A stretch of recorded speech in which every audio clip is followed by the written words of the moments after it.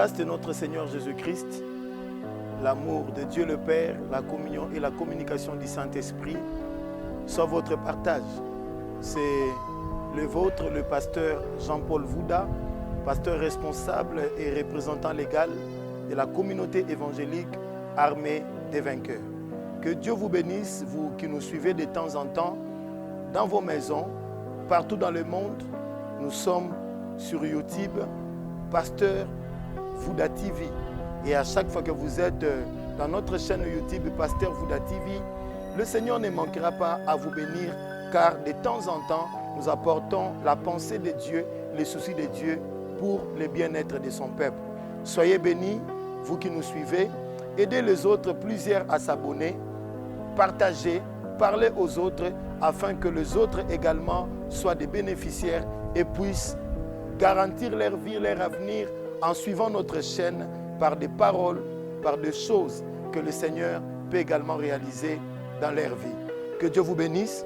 J'aimerais que nous puissions partager encore quelque chose que Dieu a mis dans notre cœur aujourd'hui. Alors, nous allons prier ensemble avec vous pour écouter la pensée du Seigneur. Dieu notre Père, nous te disons merci pour ce moment que tu nous as donné. Merci pour cette grâce, cette bénédiction que tu as répandue abondamment sur nous en ce jour.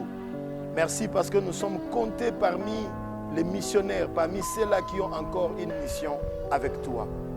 Bénis tous ceux qui nous écoutent, que cette parole soit une grâce pour tout un chacun de nous. Au nom de Jésus-Christ, nous disons Amen. Que le Seigneur vous bénisse. Nous allons partager cette pensée que le Seigneur nous a inspirée, particulièrement dans des passages bibliques que nous allons lire ensemble avec vous. Dans Luc chapitre 3, le verset 23. Luc chapitre 3, le verset 23. Puis nous allons également lire dans Jean chapitre 19, le verset 30. Jean chapitre 19, le verset 30. Je commence par Luc chapitre 3, le verset 23. La Bible dit: Jésus avait environ 30 ans lorsqu'il commença son ministère, étant, comme on le croyait, fils de Joseph, fils d'Élie. Jésus, quand il a commencé son ministère, il n'avait que 30 ans. Et dans Jean chapitre 19, le verset 30, la Bible dit: Quand Jésus y prit le vinaigre, il dit: Tout est accompli. Et baissant la tête, il rendit l'esprit. Il dit: Tout est accompli. Et baissant la tête, il rendit l'esprit. J'aimerais dire à une personne, il y a quelque chose que le Seigneur va nous inspirer par rapport à ces passages que nous venons de lire. Et particulièrement, je crois par la grâce de Dieu, nous allons être bénis en suivant ces moments. Prêtez-nous vos oreilles et ne vous fatiguez pas à partager, à inviter les autres également à suivre notre programme. Que le Seigneur vous bénisse. Alors j'ai intitulé ma pensée aujourd'hui, ou mon thème, Tout est accompli. Jésus, après avoir pris le vinaigre, il dit: Tout est accompli. Alors, ce qui m'a beaucoup étonné ici, c'est que Jésus, il commence son ministère à 30 ans. Il va mourir à 33 ans parce qu'il a fonctionné presque pendant 3 ans et quelques jours, quelques mois. Mais en moins de 4 ans, Jésus a accompli tout ce qu'il devait faire. Dans un espace de moins de 4 ans, Jésus a accompli tout ce qu'il devait faire. Moïse, il a vécu. La loi était là. Le prophète était là. Ils ont apporté la parole. Ils ont fait leur mission. Mais ce que j'ai constaté, c'est que Jésus-Christ est venu accomplir en moins de 4 ans ce que le prophète, la loi et Moïse ne pouvaient pas accomplir en 1400 ans. Depuis Moïse jusqu'à l'arrivée de Jésus, près de 1400 ans. Et pendant les 1400 ans, il y avait Moïse, il y avait la loi, il y avait le prophète, mais rien n'avait encore atteint son objectif. Mais j'ai béni le Seigneur. La Bible dit, Jésus, il commence à 30 ans et voilà, à 33 ans, moins de 4 ans, il termine la mission, il dit tout est accompli. Gloire au Seigneur. J'aimerais apprendre à un enfant de Dieu, la valeur de la vie ne se mesure pas par rapport à sa durée, mais la valeur de la vie se mesure par rapport aux objectifs atteints dans la vie. La vie n'est pas faite seulement pour vivre, mais la vie est faite pour atteindre des objectifs. Raison pour laquelle cela m'a tiqué dans mon cœur de voir le Seigneur Jésus, en moins de 4 ans, il réalise ses objectifs. Sa mission était de mourir pour les hommes, de racheter les hommes de tout peuple, de toute langue, de toute tribu, pour le Seigneur. Délivrer l'humanité de la loi du péché qui était sous l'emprise du diable. Et Jésus a accompli cette mission en moins de 4 ans.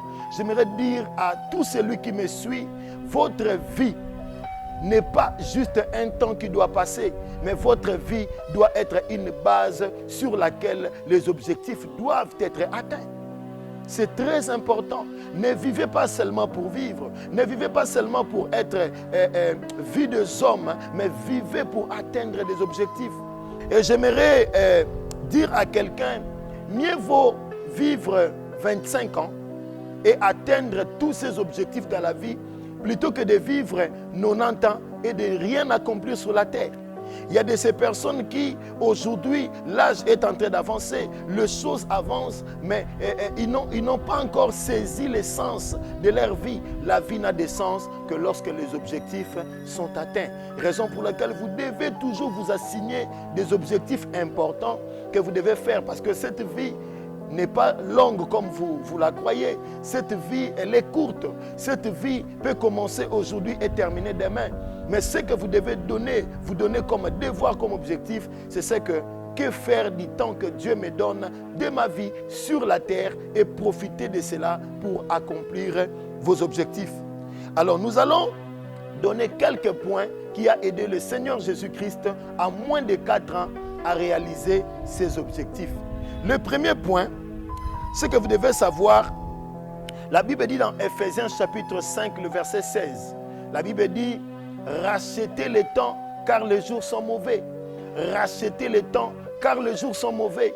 En réalité, comme premier point, pour atteindre ses objectifs dans la vie, il faut savoir valoriser son temps. Il faut savoir valoriser son temps et ne pas le gaspiller. Le temps est important. Les anglophones disent « the time is money ». Le temps, c'est de l'argent. Il faut savoir valoriser chaque jour que Dieu te donne. 24 heures que Dieu te donne en une journée, il faut savoir les capitaliser. Parce que le temps que tu as aujourd'hui, peut-être que tu ne l'auras pas demain.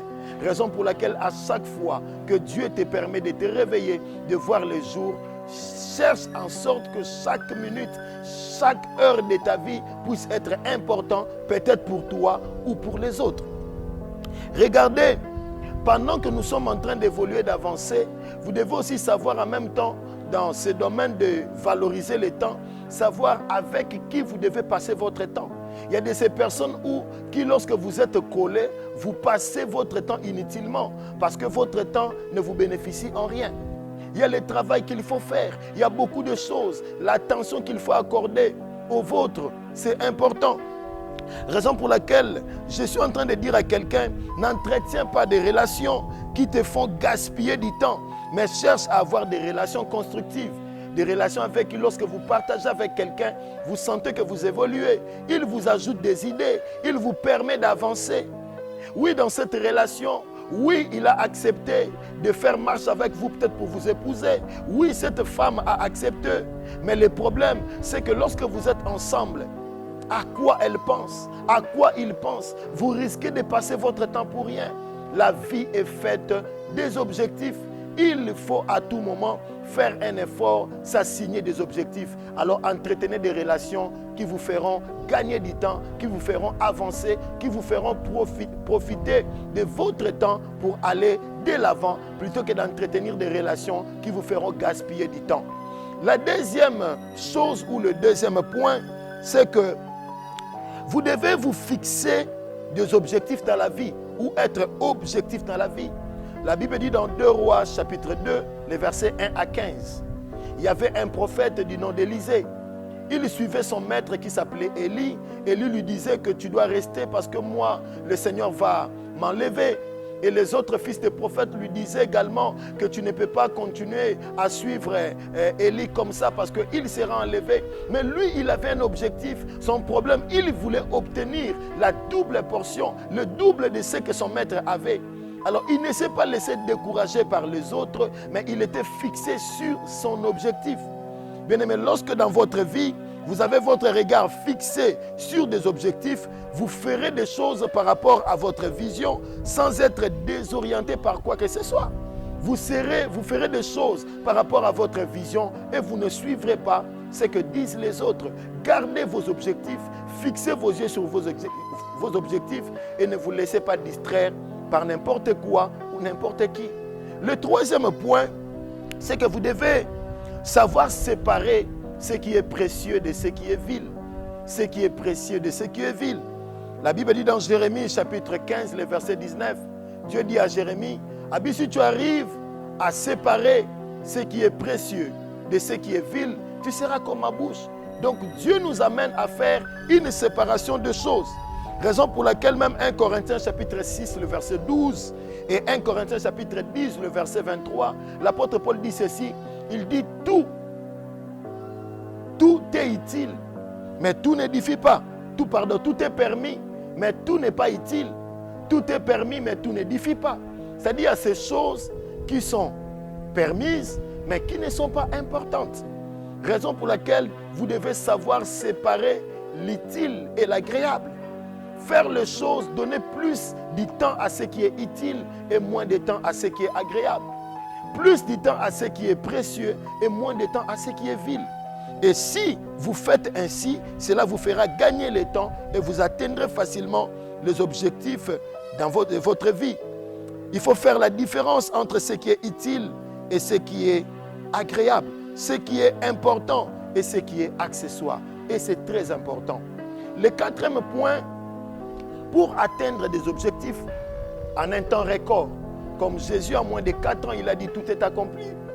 Parce que la vie est faite des objectifs. Le cinquième point, vous devez vous concentrer, quatrième point. Le quatrième point, vous devez fonctionner par rapport à un chronogramme. Il y a ce qu'on appelle des objectifs ou des projets à court terme, à moyen terme et à long terme. Même Dieu, la Bible dit dans Genèse chapitre 1, le verset 1 à 26, ou tous les chapitres de Genèse 1, vous vous rendrez compte que Dieu n'a pas tout fait en un seul jour. Il avait un agenda. Il suivait un chronogramme. Ce qui fait qu'aujourd'hui, je ferai ceci. Demain, je ferai cela. Le jour suivant qui suivra, je ferai ceci. Et par rapport à tout cela, ça a permis à Dieu, dans un espace de 6 jours ou de 7 jours, si vous le voulez, à faire tout ça. Même si Dieu avait cette capacité de tout faire en un seul jour, mais vous vous rendrez compte que Dieu n'a pas tout fait en un seul jour. Fixez-vous des objectifs. Et chaque jour, chaque semaine, chaque mois, dites-vous que je dois atteindre ce niveau, je dois atteindre cette dimension, je dois arriver à un tel endroit et faites des efforts pour que chaque fois, vous puissiez arriver là où le Seigneur vous attend ou vous puissiez arriver là où vos objectifs peuvent être satisfaits. Et le cinquième point pour finir, c'est que vous devez vous concentrer sur les résultats et éviter de vous distraire par des choses inutiles. Vous concentrer sur les résultats et ne pas vous laisser distraire par des choses inutiles. Si vous remarquez dans Matthieu chapitre 27, le verset 38 à 42, dans Matthieu chapitre 27, le verset 38 à 42, la Bible dit il y avait des gens qui injuriaient le Seigneur Jésus-Christ à la croix. Il y avait même les brigands qui étaient à côté en train de l'injurier. Il avait la possibilité de quitter la croix, de descendre. Mais le problème, c'est qu'il ne s'est pas concentré sur ces injures-là. Il n'a pas prêté oreille à tout ce qu'on lui disait. Il savait qu'il était innocent. Pendant qu'on le traitait des malfaiteurs, il pouvait démontrer sa puissance. Mais le problème, c'est qu'il avait ses objectifs. Il avait ses objectifs. Ne vous laissez pas distraire par certaines choses, par certaines langues, par certaines paroles, par certains découragements de certaines personnes. Ne vous laissez pas emporter par votre situation qui vous démoralise moralement, psychologiquement. Vous dites que c'est fini pour notre société. Non, gardez vos objectifs, restez concentrés. Parce que la Bible dit, dans Proverbes chapitre 18, verset 18, que le résultat fera cesser toute contestation. Lorsque le résultat arrivera, c'est alors que les gens comprendront que si tu ne te préoccupais pas de tout ce qu'ils étaient en train de faire contre toi, c'est parce que tu avais des objectifs que tu t'étais assigné et tu t'es dit, je ne perdrai jamais mon temps à les discuter, à les répondre à la médisance, à les répondre à la calomnie ou à la diffamation qui est portée sur moi. Mais j'aime aller jusqu'au bout, atteindre mes objectifs, et ceux qui m'ont qualifié de n'importe quoi, lorsqu'ils verront les résultats, ils finiront par changer d'avis. C'est comme ça qu'Ecclésiaste chapitre 7 verset 8 nous dit, mieux vaut la fin d'une chose que son commencement. Mieux vaut la fin d'une chose que son commencement. Ce qui est important dans la vie, ce n'est pas seulement de vivre, mais ce qui est important dans la vie, c'est de savoir également dans votre vie atteindre vos objectifs. Parce que la vie est faite des objectifs, la vie est faite de bien des choses. Que le Seigneur vous bénisse. Nous allons rappeler les quelques points rapidement. Nous avons dit pour atteindre ces objectifs dans la vie, le premier point, il faut savoir valoriser son temps et ne pas les gaspiller. Le deuxième point, et là quand on dit il ne faut pas les gaspiller, même dans vos relations, attachez-vous à des relations qui vous font avancer et non à des relations qui vous font reculer ou qui vous amènent à stagner sur un même endroit. Le deuxième, c'est que vous devez vous fixer des objectifs dans votre vie ou être objectif dans la vie. Le troisième point, savoir séparer ce qui est précieux de ce qui est vil, ce qui est utile de ce qui est agréable, ce qui est important de ce qui est accessoire, et donner plus de votre temps dans ce qui est précieux, ce qui est utile et ce qui est important. Et le quatrième point, nous avions dit, vous devez fonctionner par rapport à un chronogramme, par rapport à un projet, à un agenda, et aller mollo, mais chaque fois, essayer de vérifier, de superviser, de réviser pour essayer de voir qu'est-ce que j'ai déjà fait et qu'est-ce qui me reste à faire. Le cinquième point, nous avons dit, ne vous laissez pas déconcentrer sur ce que les autres portent comme vous en termes de calomnie, en termes de mauvais propos, mais soyez concentrés sur les résultats et évitez de vous distraire par des choses inutiles. Que le Seigneur vous bénisse. C'était le vôtre, le pasteur Jean-Paul Vouda, pasteur responsable et représentant légal de la communauté évangélique Armée des Vainqueurs. Ne manquez pas à vous abonner sur notre chaîne YouTube Pasteur Vouda TV et à amener beaucoup de personnes également à s'abonner et partager. Le Seigneur vous bénira. Nous allons nous rencontrer très bientôt. Que le Seigneur vous bénisse. Merci. Tous ceux qui seront touchés à contribuer pour soutenir l'œuvre de Dieu ou à faire volontairement des offrandes, actions de grâce, sémences, dîmes et dons, nous disposons 3 numéros de compte mobile. M-Pesa 081 494 04 04. Orange Money 089 72 32 632. Airtel Money 099 042 40 17. Pour tout dépôt ou virement bancaire via Equity Bank, nous disposons ces comptes 0 0 0 0 0 52 0 0 0 0 0 0 430 18. Que Dieu vous bénisse et vous les rende au centuple. Lisez 2 Corinthiens chapitre 8, le verset 12 et 2 Corinthiens chapitre 9, verset 6 à 11. Soyez bénis.